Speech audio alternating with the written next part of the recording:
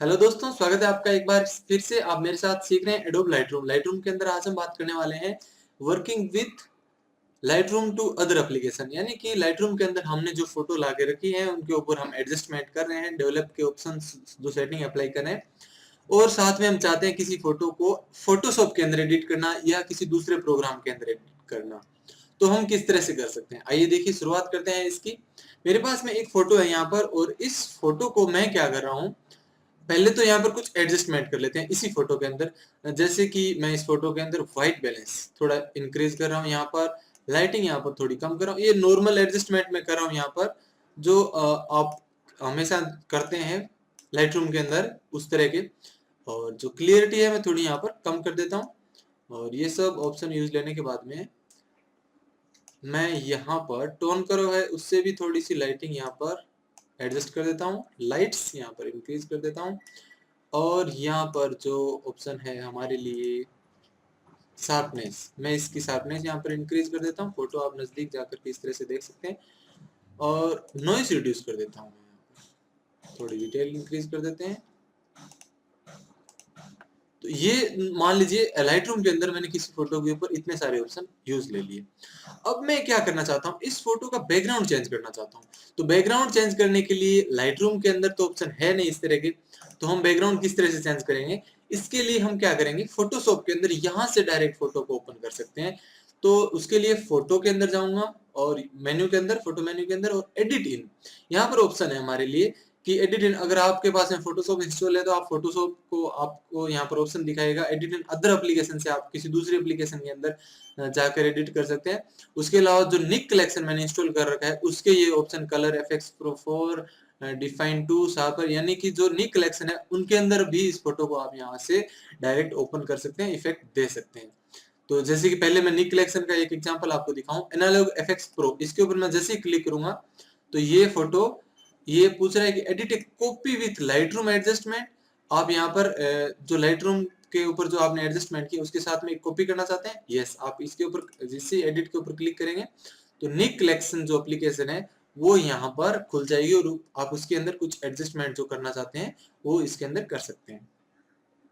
ये देखिए थोड़ा सा टाइम लग रहा है, यहाँ पर निक कलेक्शन का जो एनालॉग एफएक्स प्रो 2 है वो ओपन हो रहा है। जैसे कि फोटोशॉप के अंदर भी इस फिल्टर को हम यूज लेते हैं। अब जैसे यहाँ पर एक खुल गया, इसके अंदर से आप जो भी इफेक्ट्स यूज लेना चाहें ले सकते हैं, जैसे कि ये लेना है या फिर कोई और लेना है, इनमें से ये ले सकते हैं।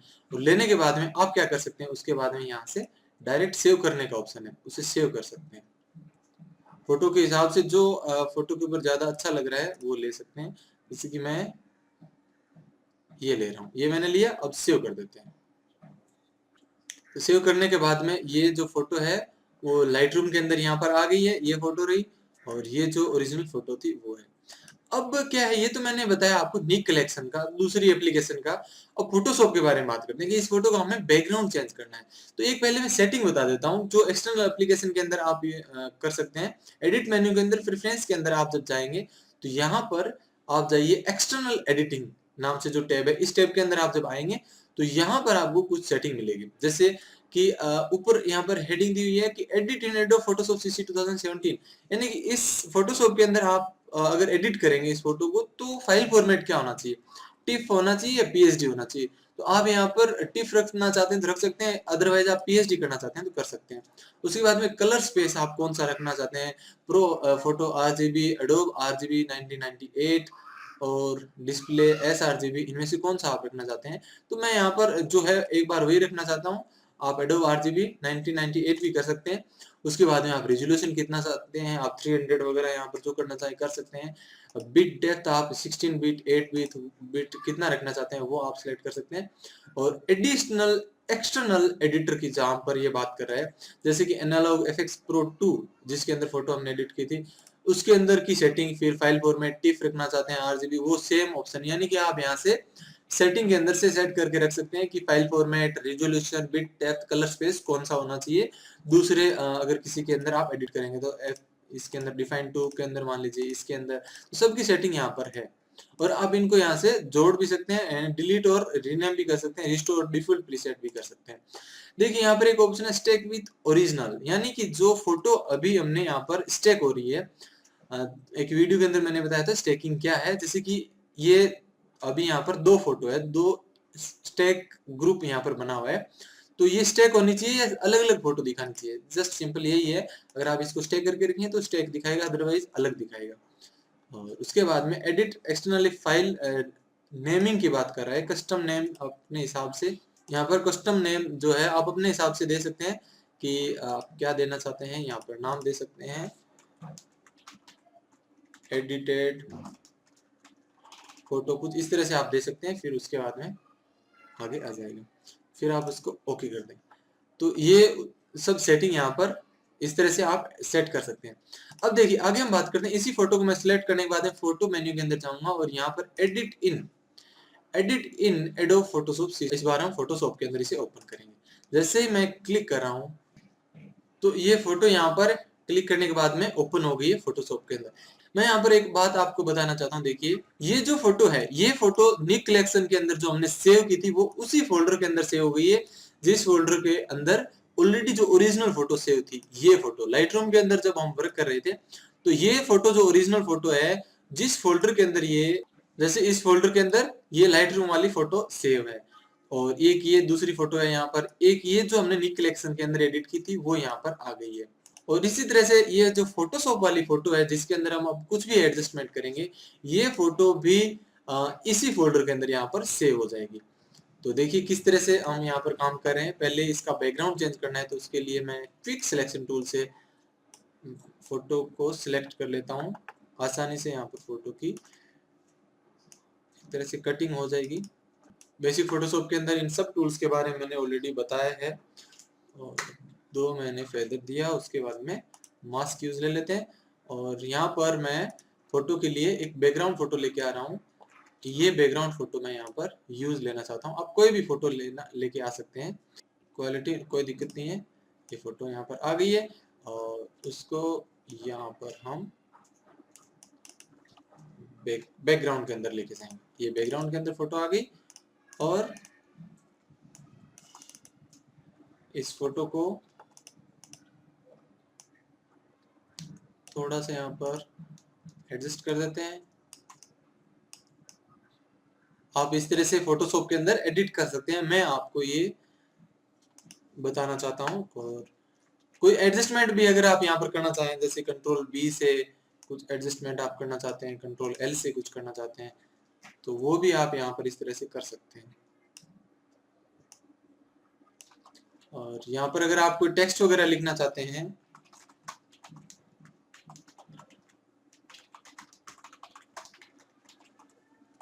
तो भी आप लिख सकते हैं। ब्लेंडिंग ऑप्शन से ड्रॉप, शेडो, स्ट्रोक वगैरह देना चाहते हैं, कलर ओवरले आप रखना चाहते हैं, ये कलर वगैरह तो आप यहाँ से दे सकते हैं। और उसके बाद में जब ये सारे काम आप कर चुके हों तो फाइल मेन्यू के अंदर जाएं और सेव कर दें फोटो को। तो ये यहाँ पर हमने सेव कर दी और देखिए फोटो का नाम रीनेम हो गया, एडिटेड फोटो डॉट पीएचडी आ गई। जो हमने लाइटरूम की सेटिंग के अंदर एडिटेड फोटो इस तरह से नाम अभी जो लिखा था वही नाम यहाँ पर आ गया और पीएचडी फॉर्मेट के अंदर फोटो सेव हो गई है।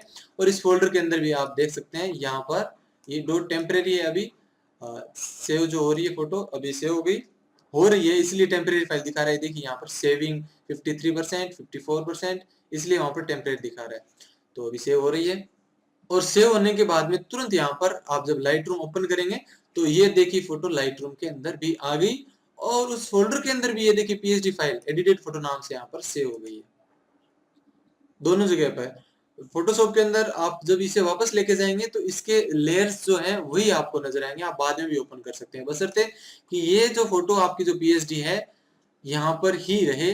यानी कि आप अगर इसे डिलीट कर देंगे तो फिर आपकी फाइल लाइटरूम से भी फोटोशॉप से भी डिलीट हो जाएगी। अगर ये फाइल एज इट इज यहीं पे पड़ी है तो आप इस लाइटरूम के अंदर से इसी फोटो को वापस फोटोशॉप के अंदर लेके जा सकते हैं। एडिट इन एडोब फोटोशॉप से इस तरह से करेंगे तो वहां पर मॉडिफाई कर सकते हैं। अब इसके अंदर कुछ ऑप्शंस आएंगे, वो मैं आपको बता देता हूँ कि edit A copy with Lightroom adjustment, यानी कि अभी अगर आप लाइटरूम के अंदर यहाँ पर कुछ इस तरह के एडजस्टमेंट आप कर रहे हैं, मान लीजिए थोड़ा सा क्लियरिटी इस तरह से बढ़ा देते हैं।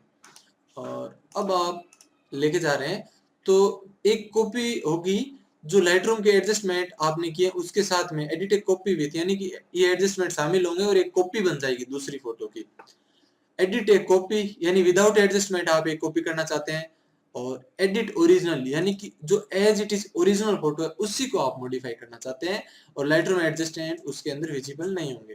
तो तीनों में से आप कौन सा करना चाहते हैं? ओरिजिनल जो फोटो है उसके अंदर कुछ मॉडिफाई करना चाहते हैं, तो इस एडिट के ऊपर जब आप करेंगे तो वापस आप फोटोशॉप के अंदर चले जाएंगे और उसके अंदर कुछ मॉडिफाई कर सकते हैं। अदरवाइज आपने यहाँ पर ये फोटो बना ली है, ये आपने नी कलेक्शन के अंदर बनाई, और ये जो फोटो ओरिजिनल है। अब इस फोटो के अंदर जो लेयर्स हैं, जैसे ये लेयर्स है, बैकग्राउंड है, जो टेक्स्ट है, ये सब तो फोटोशॉप की पीएचडी के अंदर ही ओपन होंगे, लेकिन लाइट रूम के अंदर आप एज इट इज इस फोटो के ऊपर दूसरे जो एडजस्टमेंट है जो करना चाहें वो कर सकते हैं। विब्रेंस इंक्रीज करना चाहते हैं, HSL इसके अंदर कुछ एडजस्टमेंट आप करना चाहते हैं, ह्यू से आप यहाँ पर कोई और कलर वगैरह के एडजस्टमेंट करना चाहते हैं, तो ये आप यहाँ पर कर सकते हैं इस तरह से। जैसे कि आप बैकग्राउंड कलर के अंदर ग्रीन है वो ज़्यादा दिखाना चाहें, कम दिखाना चाहें, ये सब आप यहाँ पर एडजस्टमेंट कर सकते हैं और इस तरह से अपने फोटो को फोटोशॉप के अंदर लाइटरूम से डायरेक्ट ओपन करके तैयार कर सकते हैं। फोटोशॉप ही नहीं, अदर एप्लीकेशन के अंदर भी। दोस्तों ये वीडियो देखने के बाद में आप इसकी प्रैक्टिस जरूर करें और उसके बाद में आप नेक्स्ट वीडियो देखें। वैसे ये वीडियो आपको कैसा लगा मुझे कमेंट करके जरूर बताएं, साथ ही ये वीडियो आप लाइक भी करें अगर आपको वीडियो अच्छा लगा तो। इस चैनल को आप सब्सक्राइब जरूर करें, अगर आपने अभी तक सब्सक्राइब नहीं किया तो सब्सक्राइब करने से जो भी मैं नए वीडियो डालूंगा उनका अपडेट आपको तुरंत मिलेगा और आप मेरे पुराने वीडियो से भी कनेक्टेड रहेंगे। तो मिलते हैं एक बार फिर से नेक्स्ट वीडियो के अंदर। Thank you.